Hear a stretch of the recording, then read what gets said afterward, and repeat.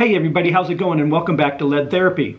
Yesterday around noontime, an online publication called The Reload put out a story by a gentleman called Stephen Gutowski. Said they had received a copy of an internal Department of Justice document, and the name of the story is Leaked ATF Document Details Biden Plan to Ban Ghost Guns. But it also covers other things, including changing the definition of a firearm. About 2 weeks ago, I made a video from a story that was written by John Crump of AmmoLand. And in that video, I mentioned sometime in March, there was a big meeting between the ATF and at least 70 firearm insiders, including Polymer 80. And in that meeting, they discussed changing the definition of a firearm. But according to AmmoLand, the ATF at that time seemed to be leaning towards serializing the upper. The ATF document is 107 pages. The story from Reload is 3 pages. Instead of making one extremely long video, I'm going to break it up into 2, maybe 3 videos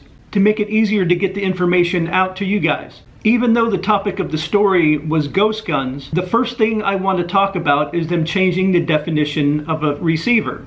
The document lays out plans to broaden and update the federal definition of firearms receiver to correct a problem with the ATF's interpretation of the current definition. Courts have been questioning the ATF's long-running definition that an AR-15 lower is a receiver, despite not including several of the parts required in the current definition. Prosecutors have been forced to drop cases involving ATF's determination in recent years. The ATF admitted in the document that neither the upper nor the lower portion of a split multi-piece receiver firearm alone fails within the precise wording of the regulatory definition, but lashed out in the document at the erroneous district court decisions that employ a narrow interpretation of the definition. The court's interpretation of the ATF's regulations, if broadly followed, could mean as many as 90% of all firearms now in the United States would not have an identifiable frame or receiver.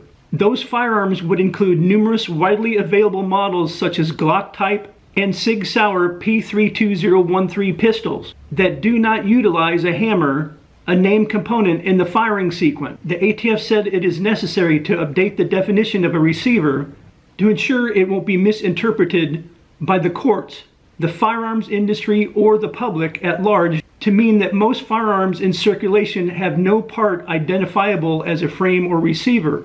The proposed receiver definition would only require one fire control component, such as a trigger, mechanism, cylinder, or firing pin, instead of requiring multiple parts, as the current definition does. The ATF said it plans to keep in place the determination on which specific parts qualify as receivers for guns currently on the market and create a voluntary process for gun makers to submit new designs for determinations. And like I said earlier in this video, I'll cover what's in the rest of this document in upcoming videos. And as always, let me know what you guys think in the comments section down below. And don't forget to like, share, and subscribe, and hit those post notifications. And I will see you in the next video.